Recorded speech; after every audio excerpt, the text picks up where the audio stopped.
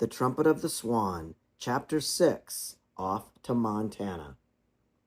At the end of the summer, the cob gathered his family around him and made an announcement. "Children," he began, "I have news for you. Summer is drawing to a close. Leaves are turning red, pink, and pale yellow. Soon the leaves will fall. The time has come for us to leave this pond. The time has come for us to go." "Go?" cried all the cygnets except Lewis. "Certainly," replied the father. "You children are old enough to learn the facts of life. And the principal fact of life right now is this. We can't stay in this marvelous location much longer." "Why not?" cried all the cygnets except Lewis.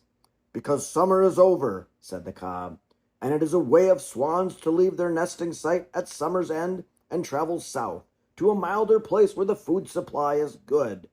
I know that you are all fond of this pretty pond, this marvelous march, these reedy shores and restful retreats. You have found life pleasant and amusing here. You have learned to dive and swim underwater. You have enjoyed our daily recreational trips when we formed in a line, myself in front swimming gracefully like a locomotive, and your charming mother bringing up the rear like a caboose. Day long you have listened and learned. You have avoided the odious otter and the cruel coyote. You have listened to the little owl that says, "Whoo, whoo." You have heard the partridge say, "Quit, quit." At night you have dropped off to sleep to the sound of frogs, the voices of the night. But these pleasures and pastimes, these adventures, these games and frolics, these beloved sights and sounds must come to an end. All things come to an end. It is time for us to go." "Where will we go?" cried all the cygnets except for Lewis. "Where will we go? Coo-hoo, coo-hoo. Where will we go? Coo-hoo, coo-hoo."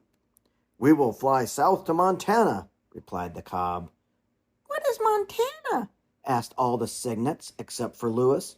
"What is Montana? Banana, banana.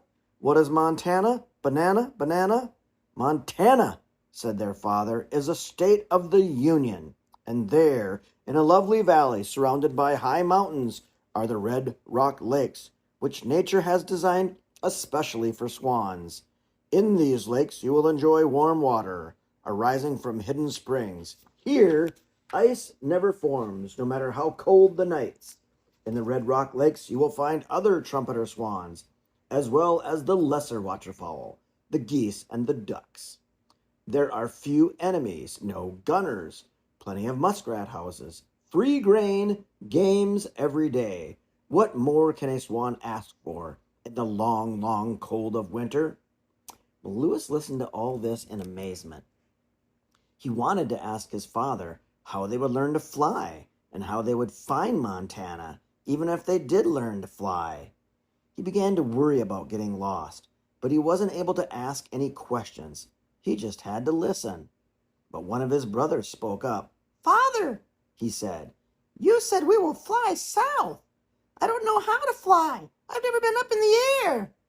"True," replied the cob, "but flying is largely a matter of having the right attitude, plus, of course, good wing feathers. Flying consists of three parts. First, the takeoff, during which there is a lot of fuss and commotion, a lot of splashing and rapid beating of the wings. Second, the ascent, or gaining of altitude. This requires hard work and fast wing action. Third, the leveling off, the steady elevated flight. High in air, wings beating slower now, beating strongly and regularly, carrying us swiftly and surely from zone to zone as we cry, 'Coo-hoo, coo-hoo,' with all the earth stretched out far below." "It sounds very nice," said the cygnet, "but I'm not sure I can do it. I might get dizzy way up there if I look down." "Don't look down," said the father. "Look straight ahead, and don't lose your nerve. Besides, swans do not get dizzy. They feel wonderful up in the air. They feel exalted." "What does exalted mean?" asked the cygnet. "It means you will feel strong, glad, firm, high, proud, successful, satisfied, powerful, and elevated, as though you had conquered life and had a high purpose." Well, Lewis listened to all this with great attention. The idea of flying frightened him. I won't be able to say coo-hoo, he thought. I wonder whether a swan can fly if he has no voice, and he can't say coo-hoo.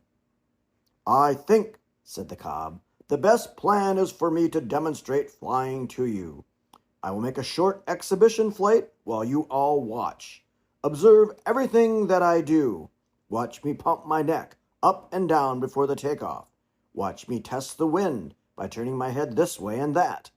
The takeoff must be into the wind. It's much easier that way. Listen to the noise I make trumpeting. Watch how I raise my great wings. See how I beat them furiously as I rush through the water with my feet going like mad. This frenzy will last for a couple of 100 feet, at which point I will suddenly be airborne. My wings will still be chopping the air with terrific force, but my feet no longer touching the water. Then watch what I do. Watch how I stretch my long, white, elegant neck out ahead of me until it has reached its full length. Watch how I retract my feet and allow them to stream out behind, full length, until they extend beyond my tail. Hear my cries as I gain the upper air and start trumpeting. See how strong and steady my wing beat has become. Then watch me bank and turn, set my wings, and glide back down to you. And just as I reach the pond again, watch how I shoot my feet out in front of me and use them for the splashdown as though they were a pair of water skis. Having watched all this demonstration, then you can join me and your mother too, and we will all make a practice flight together until you get the hang of it. Then tomorrow we will do it again, and instead of returning to the pond, we will continue and head south to Montana. Are you ready for my exhibition flight? Ready, ready, cried all the cygnets except Lewis. Very well, here I go, cried the cob. As the others watched, he swam downwind to the end of the pond, turned, tested the wind, pumped his neck up and down, trumpeted, and after a rush of 200 feet, got into the air and began gaining altitude. His long white neck was stretched out ahead, his big black feet stretched out behind. His wings had great power. The beat slowed as he settled into sustained flight. Well, all eyes watched, and Lewis was more excited than he had ever been. I wonder if I can really do it, he thought. Suppose I fail.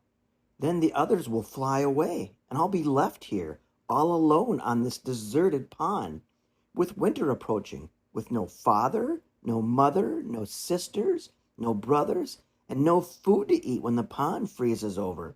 I will die of starvation. I am scared, Lewis thought.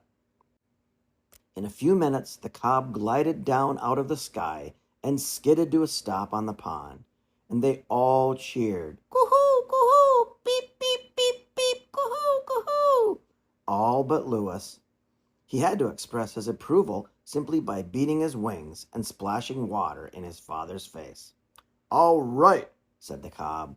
You have seen how it's done. Follow me, and we'll give it a try. Extend yourselves to the utmost. Do everything in the proper order. Never forget for a minute that you are swans and therefore excellent flyers, and I'm sure all of you will be well at it. They all swam downwind to the end of the pond. They pumped their necks up and down, and Lewis pumped his harder than any of the others. They tested the wind by turning their heads this way and that, and suddenly the cob signaled for the start. There was a tremendous commotion. Wings were beating, feet racing. Water was churning to a froth, and presently, wonder of wonders, there were 7 swans in the air, 2 pure white ones and 5 little dirty gray ones. The takeoff was accomplished, and they all started gaining altitude. Lewis was the first of the young cygnets to become airborne, ahead of all his brothers and sisters. The minute his feet lifted clear of the water, he knew he could fly. It was a tremendous relief, as well as a splendid sensation. Boy, he said to himself, I never knew flying could be such fun. This is great. This is sensational. This is superb. I feel exalted. I'm not dizzy. I know I'll be able to get to Montana with the rest of my family. I may be defective, but at least I can fly. Well, the 7 great birds stayed aloft for about half an hour. Then they returned to the pond, with the cob still in the lead. They all had to drink to celebrate the successful flight. The next day they were up early. It was a beautiful fall morning, with the mist rising from the pond and the trees shining in all their colors. Toward the end of the afternoon, as the sun sank low in the sky, the swans took off from the pond and began their journey to Montana. "This way!" cried the cob. He swung to his left and straightened out on a southerly course. The others followed, trumpeting as they went. And as they passed over the camp where Sam Beaver was, Sam heard them, and he ran out. He stood watching as they grew smaller and smaller in the distance, and finally they disappeared. "What was it?" asked his father, when Sam returned indoors. "Swans," replied Sam. "They're headed south." "Well, we'd better do the same," said Mr. Beaver. "I think Shorty will be here tomorrow to take us out." Mr. Beaver lay down on his bunk. "What kind of swans were they?" he asked. "Trumpeters," said Sam. "Well, that's funny," said Mr. Beaver. "I thought trumpeter swans had quit migrating. I thought they spent the whole year on the Red Rock Lakes, where they are protected." "Most of them do," replied Sam, "but not all of them." It was bedtime, and Sam got out his diary, and this is what he wrote. "I heard the swans tonight.